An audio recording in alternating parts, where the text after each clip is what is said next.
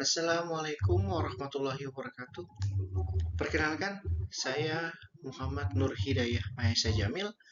NPM saya 418219123065. Video ini untuk memenuhi tugas mata kuliah UAS Teori Praktek Dayung. Presentasi kali ini saya membawakan judul Olahraga Dayung untuk para pemula. Pendahuluan. Dayung adalah aktivitas fisik yang dilakukan di atas air menggunakan perahu dan alat dayung.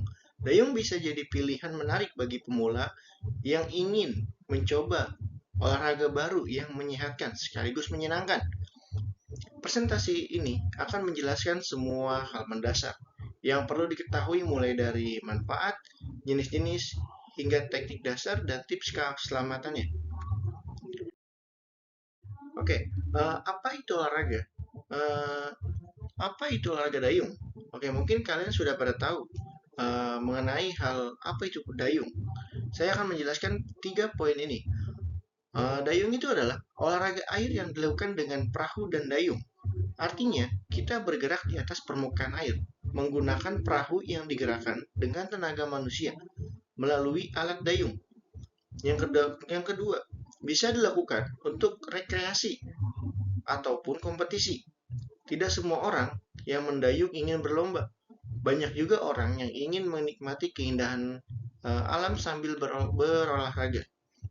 Yang ketiga, menggunakan kekuatan otot dan keseimbangan. Saat menayung, otot-otot tubuh bagian atas, tangan, bahu, dan punggung sangat aktif, tapi juga dibutuhkan kekuatan otot perut dan kaki untuk menjaga postur serta membantu dorongan perahu. Selanjutnya itu ada manfaat olahraga dayung. Di sini ada 5 manfaat olahraga dayung. Yang pertama itu melatih kekuatan otot.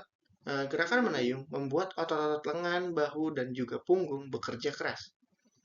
Yang kedua meningkatkan kebugaran jantung dan paru-paru. Karena dilakukan terus-menerus dan cukup intens, olahraga ini termasuk latihan kardio yang cukup baik untuk jantung. Yang ketiga itu membakar kalori. Olahraga ini bisa membakar hingga 500-700 kalori per jam, tergantung intensitas latihannya. Sangat cocok untuk menurunkan berat badan. Yang keempat, mengurangi stres. Pemandangan alam seperti danau, sungai, atau laut yang tenang membuat pikiran lebih rileks dan santai. Yang terakhir itu melatih kerjasama tim. Jika dayung dilakukan secara berkelompok atau kita harus kompak agar perahu bisa melaju dengan baik dan tetap stabil. Selanjutnya itu adalah jenis-jenis olahraga dayung. Yang pertama itu adalah rowing atau perahu mendayung ke belakang. Atlet menghadap ke belakang dan mendayung secara sinkron. Biasa dipakai dalam sebuah olimpiade. Yang kedua itu ada kayaking. Menggunakan kayak dan dayung bermata dua. Duduk menghadap depan dan cocok untuk 1 orang atau 2 orang. Canoeing. Hampir mirip dengan kayaking tapi menggunakan dayung mata satu. Dan posisi duduknya berbeda. Dragon Boat, dayung tim dengan banyak orang di satu perahu panjang, sangat populer di Asia dan sering diadakan saat festival.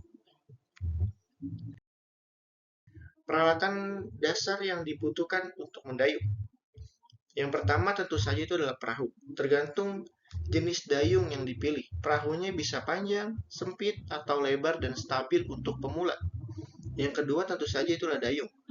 Alat utama untuk mendayung, bentuk dan ukuran dayung berbeda untuk kayak, kano, dan rowing. Yang ketiga itu adalah pelampung atau life jacket. Alat keselamatan yang sering penting terutama untuk pemula agar tetap mengapung jika terjatuh ke air. Yang keempat, pakaian olahraga air. Gunakan pakaian yang ringan, cepat kering dan tidak menyerap banyak air hingga nyaman bergerak.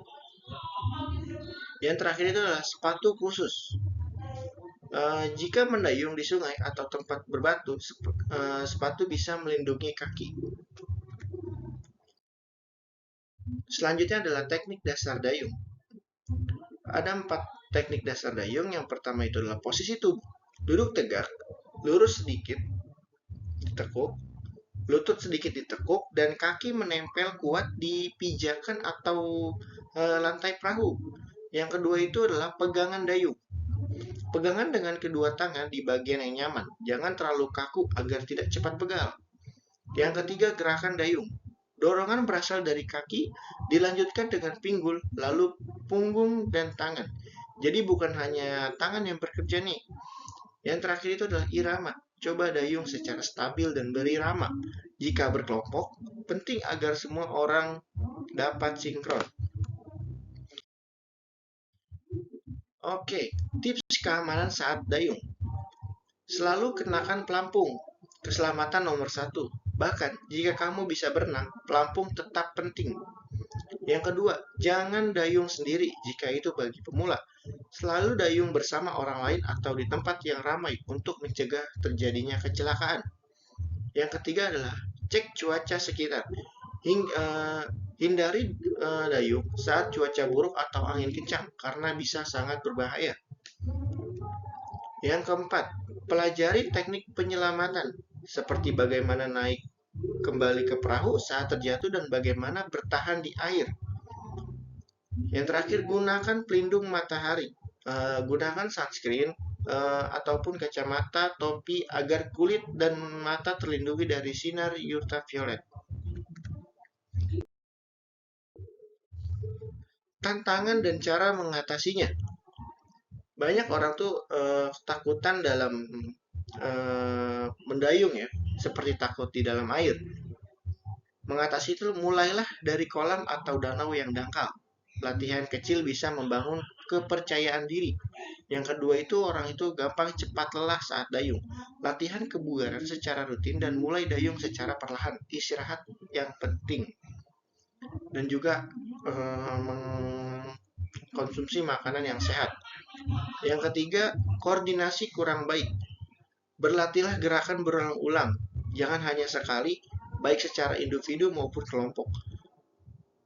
Yang terakhir ini adalah ketakutan bagi para pemula saat mendayung itu adalah takut tenggelam. Makanya menggunakan pelampung. Walaupun perahu terbalik di air, saat kita menggunakan pelampung, posisi badan kita itu akan tetap mengapung di atas air. Dan juga akan mempelajari teknik dasar penyelamatan dan jangan panik saat di air. Oke, langsung kita ke kesimpulannya. Olahraga dayung adalah aktivitas menyenangkan yang melatih kekuatan, keseimbangan, dan kebugaran tubuh secara menyeluruh. Cocok untuk pemula, olahraga ini juga bermanfaat untuk kesehatan mental karena dilakukan di alam terbuka dan juga otak menjadi refreshing dengan memahami teknik dasar dan memperhatikan keselamatan. Dayung dapat menjadi pilihan olahraga yang menyehatkan dan mudah dipelajari. Mungkin sekian itu saja presentasi video dari saya. Kurang lebihnya mohon maaf. Wabillahi taufiq wa hidayah. Wassalamualaikum warahmatullahi wabarakatuh.